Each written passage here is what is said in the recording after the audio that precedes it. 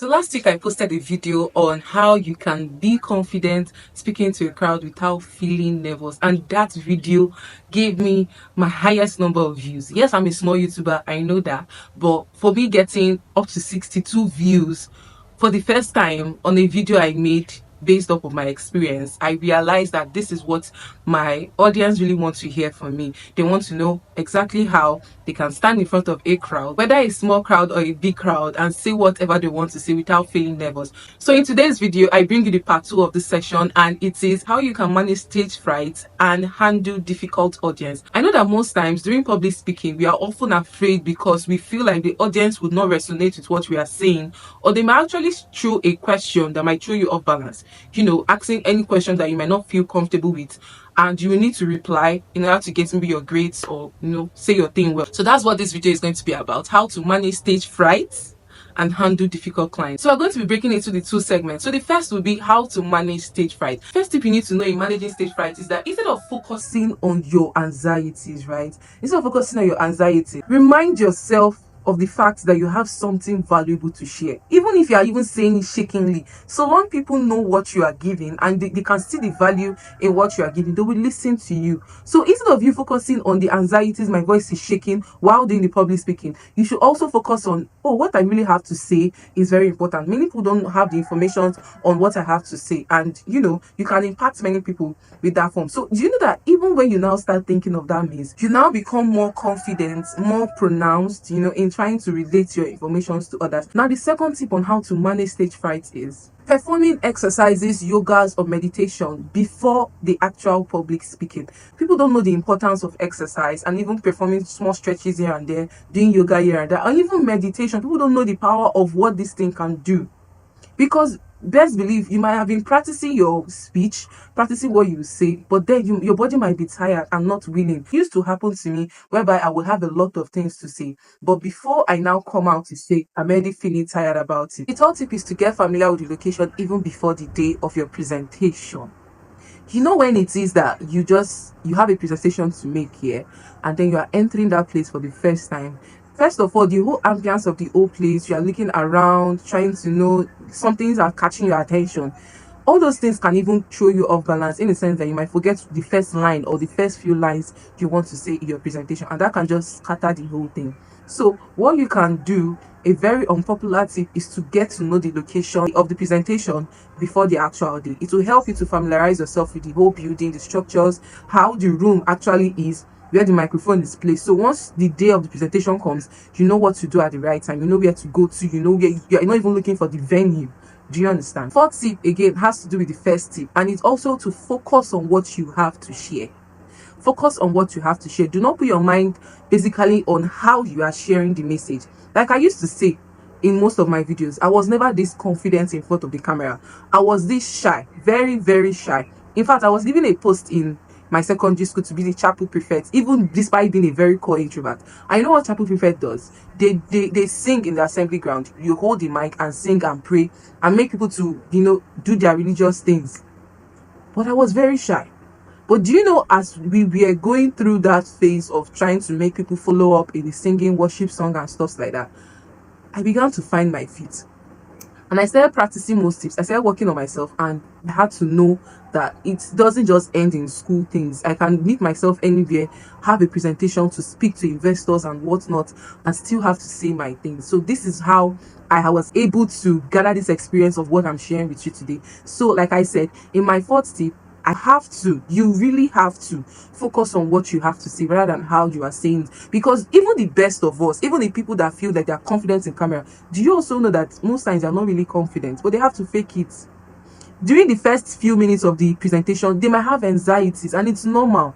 But when you're focusing more on what you have to say rather than how you are doing it, do you know that after the first few minutes of the presentation thing, and you still have more minutes to say, you become overly confident. It just keeps flowing, and it goes like that. So that's how the fourth tip can really help you. Now, another tip, which is one of the most obvious, is to practice beforehand, because they say practice makes perfect. But if you are practicing, it's best that you practice in front of a few friends or any friend rather than practicing alone, because you would not really hear yourself speak, or your mind, you are feeling like you are really saying something, or you're not making much mistakes. But if somebody evaluates you, They're feeling like, okay, you need to add this here, you need to stop rambling here, you need to stop using too much hand movements, you need to focus on me, like make eye contact. So that is why you need to practice in front of somebody before the actual day. It just gives you the confidence, okay, because you've practiced this way. And you also know that if you have practiced in front of somebody, even if you forget your line, the line or the sentence you want to make on the main presentation day, subconsciously your mind is like,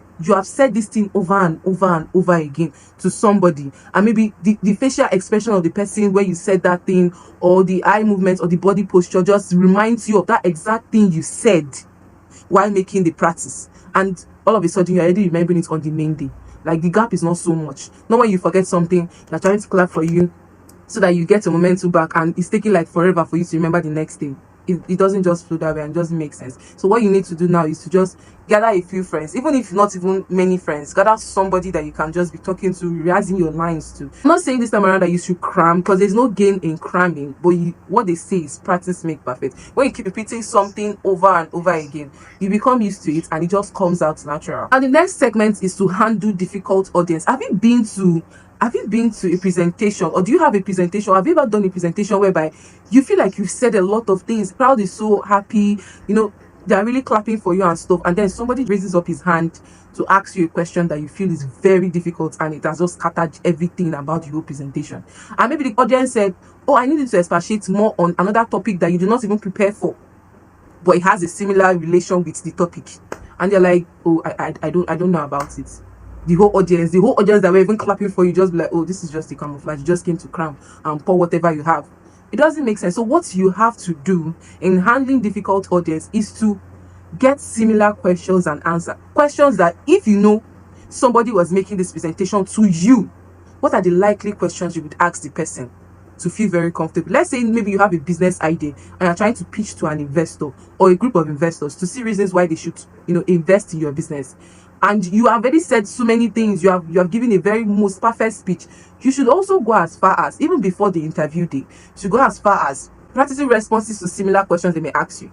So even if you just said, okay, you have this business and you would need $5,000 to do this, you say your problem statement, you give your budget timeline and all of those things, important things, they might also bring questions that is not even related to it. Like, for example, I was faced with an interview like 2 days ago, and because I practiced enough with a friend of mine, that led me to even performing better at the interview. Now, I was not the most perfect person or the most perfect candidate, but with what I did, I had upper edge in pitching what I have to say, because number one, I practiced with a friend, and in practicing with that friend, after the whole speech, we were rehearsing similar questions that the clients might want to ask me. And do you know what now happened? During the interview, those similar questions were really asked. Then now imagine if I was not practicing it, I just wanted to just sell myself. Oh, I'm this, I can do this for your business, I have this experience.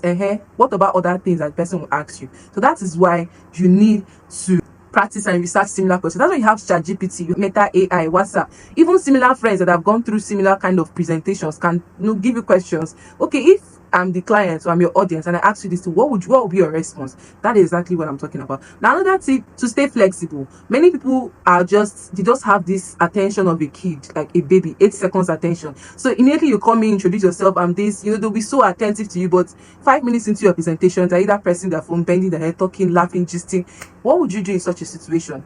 And usually for me, before I became this confident, I would just like, nobody's listening to me in my head, and then I start rambling, and then all of a sudden I've forgotten many things that I've not practiced before that day. So what you should do in this case is to stay flexible. When you see your audience are becoming distracted, maybe by unforeseen circumstance, you should not just stick to trying to puncture what you are saying, just keep saying, because nobody's listening to you. You can just throw in slight humor here and there, and it will bring the attention back to you. That's how it works. It works like magic. You need to stay flexible, just the same way you want to teach a group of children, a primary school children. You cannot say, because okay, you have this experience of teaching lecturers or teaching adults, the same how strict and focus and attention whatever you have in teaching adults, you use the same pattern to teach children. It doesn't work that way. Children also have very short span. So for you to make a child to really understand the subject you are teaching, you need to be flexible. If the child start playing and stopping playing with toys, you can even use that toy that he's playing with and teach him what he's saying, and you understand it more better. And then you can now divert his attention to the main subjects.